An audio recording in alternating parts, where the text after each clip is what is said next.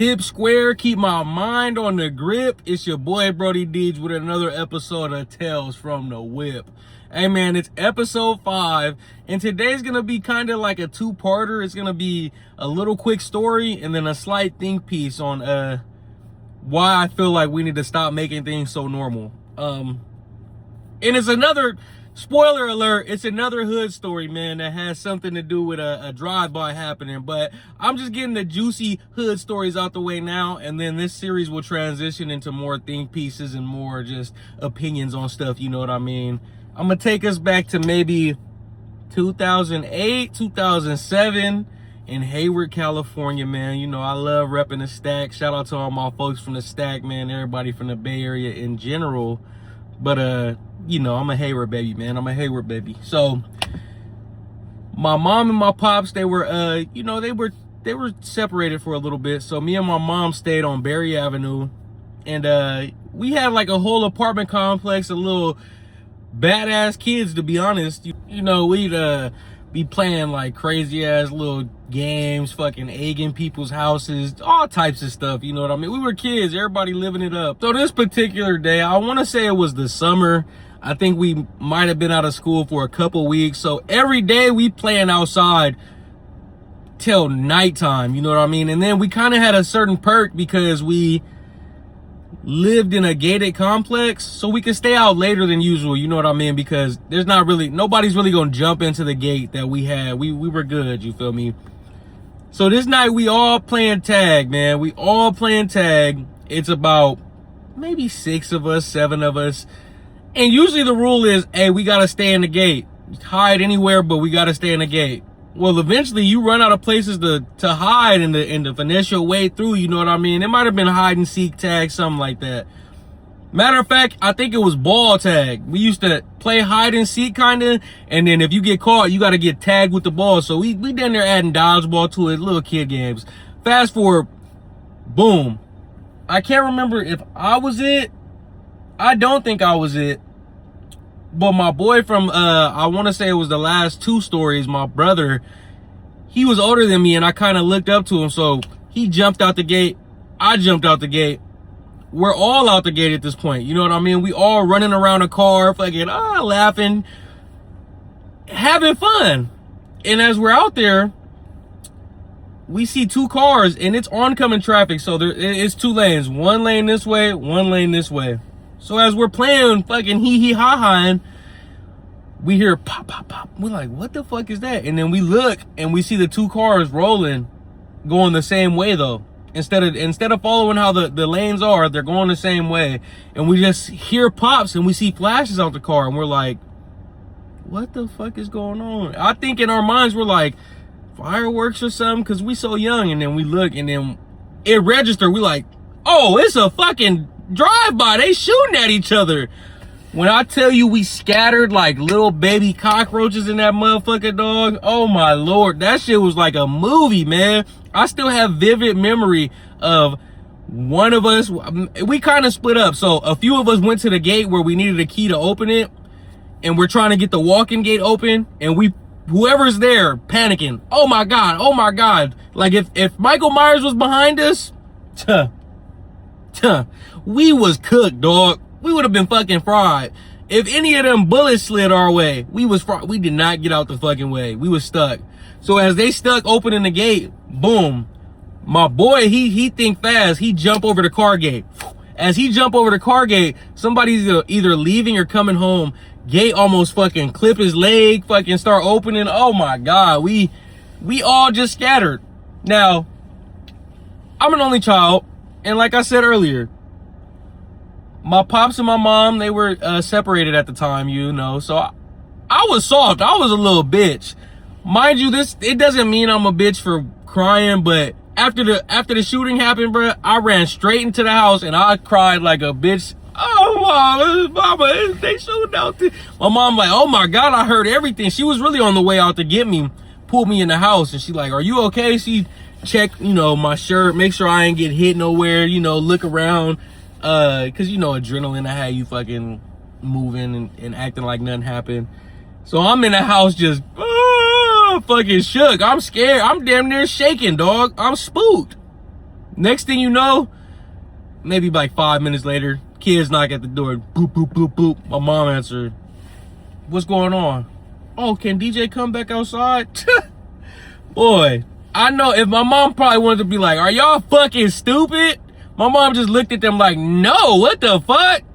Y'all little niggas just all almost got shot. Y'all trying to go back outside and the street lights is on and shit. That was my curfew no matter what. I just had a little bit of leniency in that gate, like I said. But I'll tell you one thing. Nigga, when we played games, I did not go out that gate for the longest. Fuck that. Do y'all thing, man. I'm good. I was shook, brother. And then the next day, I think, I want to say the police tried to come fucking talk to...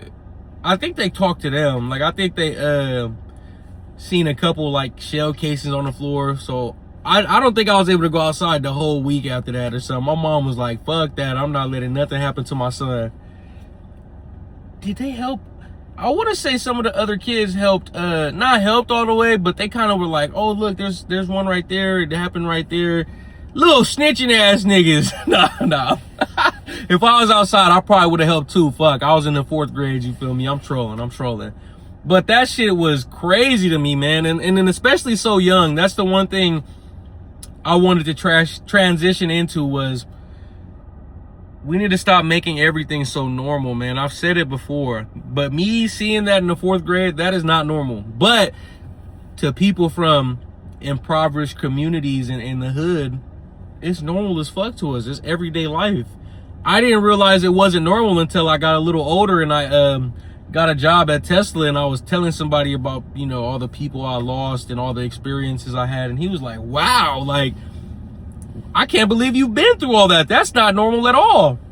And then when I talk to somebody else that comes from an environment like me, they're like, damn, yeah, I remember going through stuff like that too. It's kind of like, oh, this is regular life. And we need to stop that, bro. We need to stop that. We need to realize that all the stuff that we go through, this is not normal, bro. This is something that you need to get off your chest. You might need to talk to somebody about that, because all this shit is traumatic, bro.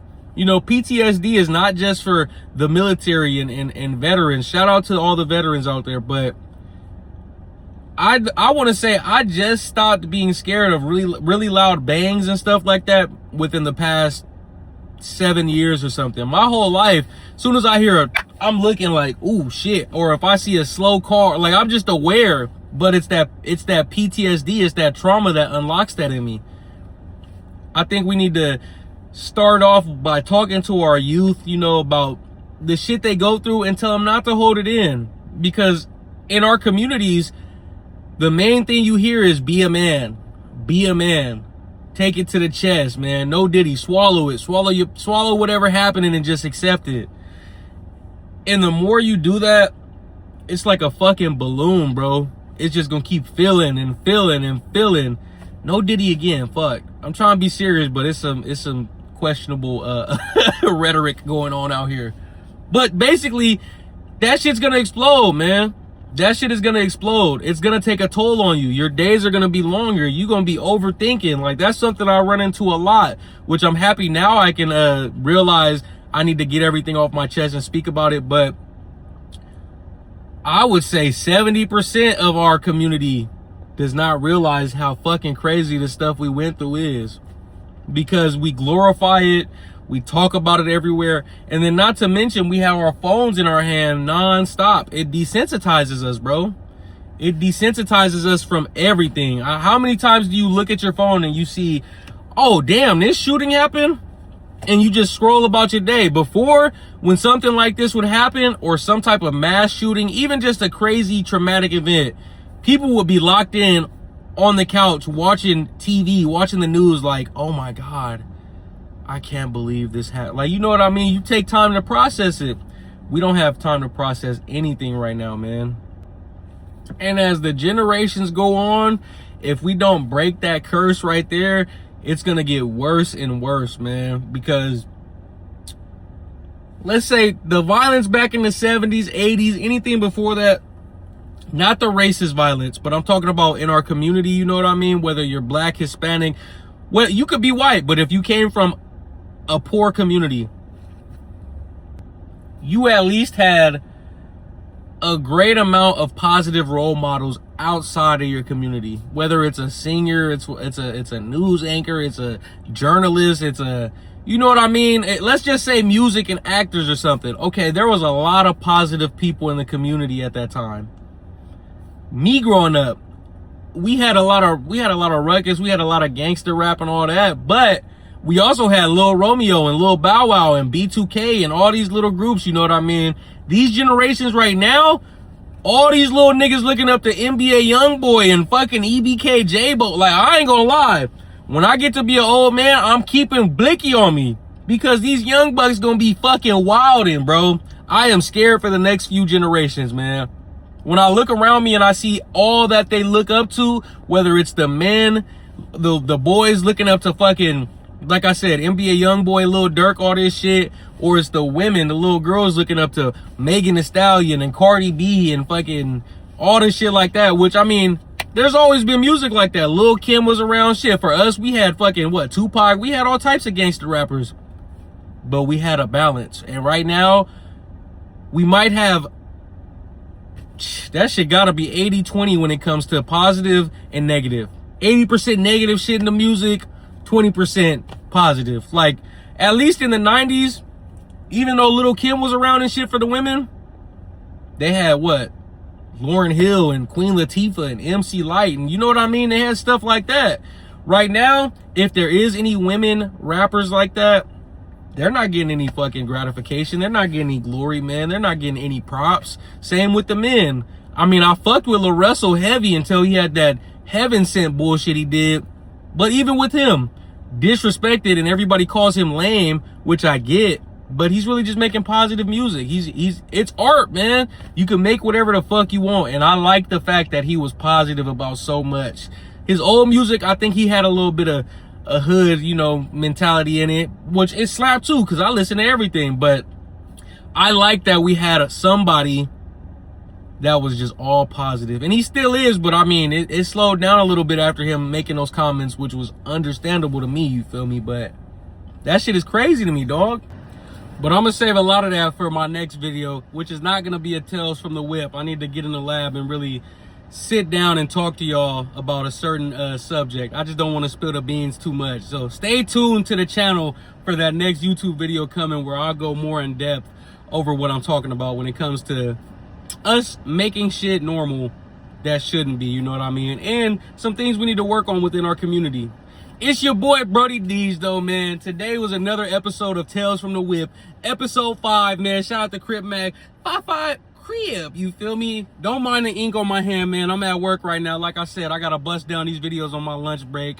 Love y'all, man. Like, comment, sub, man. Share this to somebody. If not, just sit back, kick your feet up, and enjoy the content, dog. Love y'all.